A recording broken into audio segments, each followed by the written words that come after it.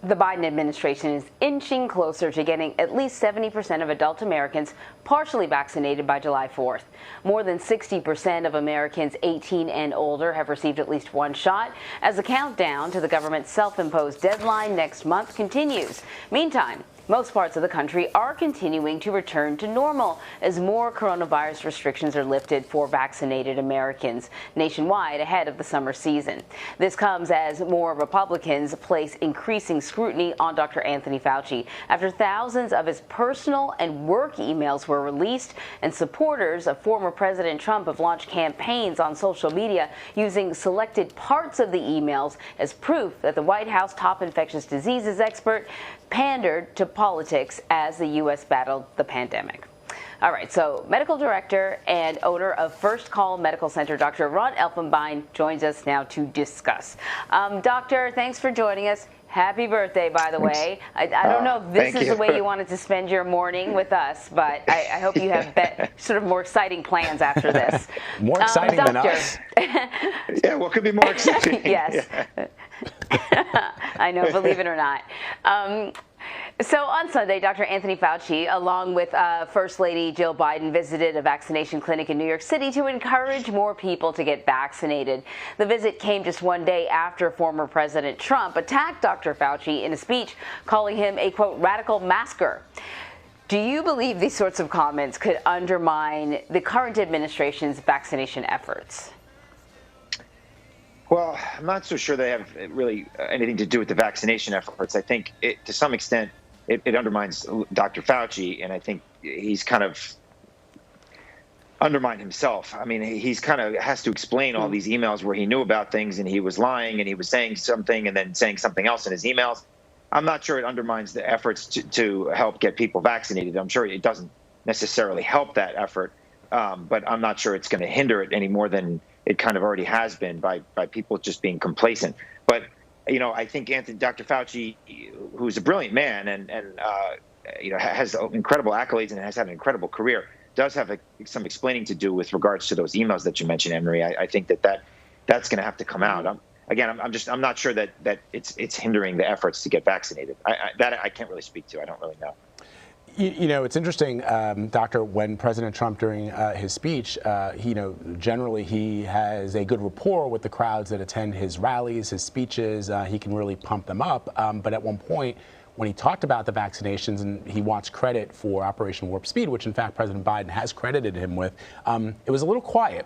And I thought that was sort of interesting that he spent a large part of the pandemic in the initial days sort of downplaying it, and now has really refused to. I mean, he's talked about, or at least it's known that the former president was vaccinated, as well as the former first lady, but now large portions of his base are resistant to the vaccine, even when the president talks about it, which, some could credit him with the vaccine hesitancy in the first place. So it's sort of interesting that that's the result of that now, that, when it came time for that applause line during his speech this weekend, he didn't get it. And I just thought that was sort of telling. And so even though this vaccine rollout has largely been a success, there are experts that are warning that a lag in vaccinations, for example, among teenagers, could delay a full U.S. return to normalcy.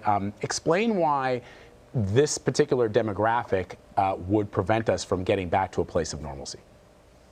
Yeah, good question. So you think about teenagers, they tend to be relatively, looking at kids, right? Kids don't necessarily catch or spread COVID very well, but teenagers do, high school age teenagers. And they're the ones that, as you said, are sort of, to some extent, resistant to getting the vaccine.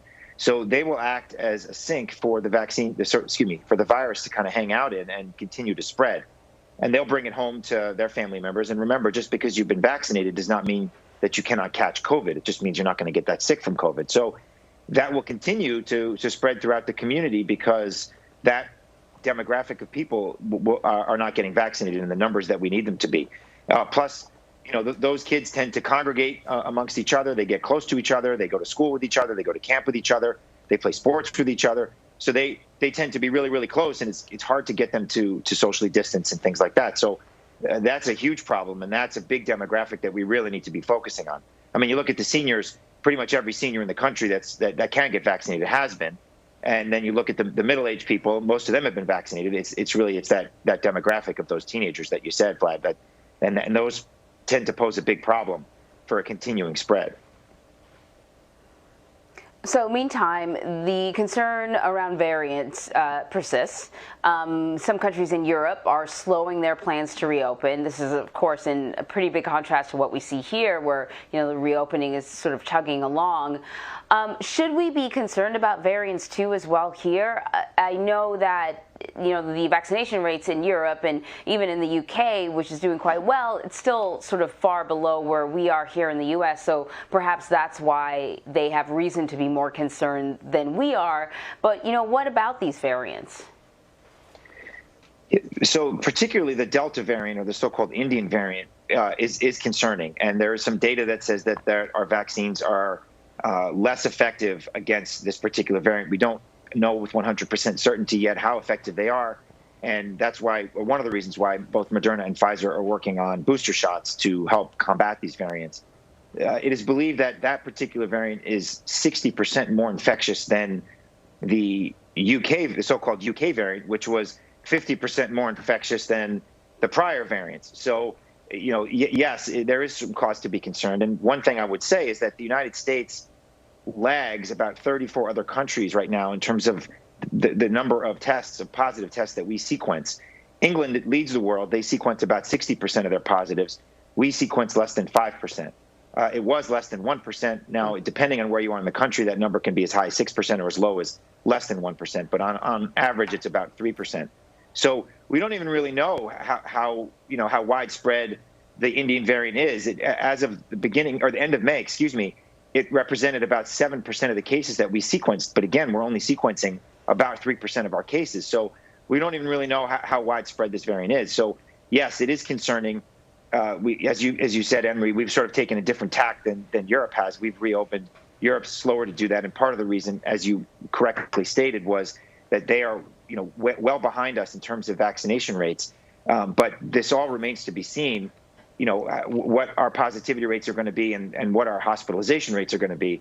And remember that all lags behind by a couple of weeks. So, by the middle of June, or by, say, June 20th, June 15th, somewhere in that range, if our hospitalization rates are not going up, we should be okay, because the hospitalization rates lag about 2 weeks behind, our testing. So we should be okay. But again, we don't really know. And it is concerning. Absolutely. Doctor, in non-COVID-19 related medical news, the FDA is expected to rule on a controversial Alzheimer's drug, a decision that could affect the future of Alzheimer's disease research and treatment. What's there to know about this particular medication? So the medication is called aducanumab, and it is in phase 1 trials from Biogen as the manufacturer. They showed about it works against what's called amyloid protein, which is one of the things that we believe causes Alzheimer's disease. And in their initial phase 1 trials, they showed about a 23% benefit in slowing decline in cognition. But then subsequent studies showed that there was no benefit. So initially they scrapped that and said, all right, well, we're not going to move forward with the drug. But then they went back and looked at their data again, and they said, well, maybe there's something to this. And now they're looking for they're putting it to the FDA to get approval for it to move forward with further testing. So it's controversial because the data is not really great. Even if it does work, the data is not great, but it is something. Most drug manufacturers have sort of they were initially looking at the amyloid protein to try to combat Alzheimer's disease. Most of them have scrapped that approach because it didn't seem to work. So if this would be the only drug that would kind of combat amyloid protein in particular, and it's going to kind of drop the bar down a little bit in terms of the FDA giving approval to certain drugs to move forward. Obviously, proponents are saying, well, we want everything we can do to combat this awful disease, so just get it out there and let's give it a try. So there's kind of two sides to this argument. Some people saying, well, let's get something in the hands of people that are suffering from this disease, and other people are saying, well, you don't really want to water down the quality of the drugs that the FDA is approving. So it's kind of an interesting debate, and we'll see what the FDA decides to do on this. But the data is not that great on this particular drug. Dr. Ron Elfenbein, as always, we thank you, my friend. Have a wonderful birthday. Thank you so much. Great to see you guys both. Great to see Couldn't you. think of a better way to spend my birthday. Yes, you could, but you're too kind. Yeah, right.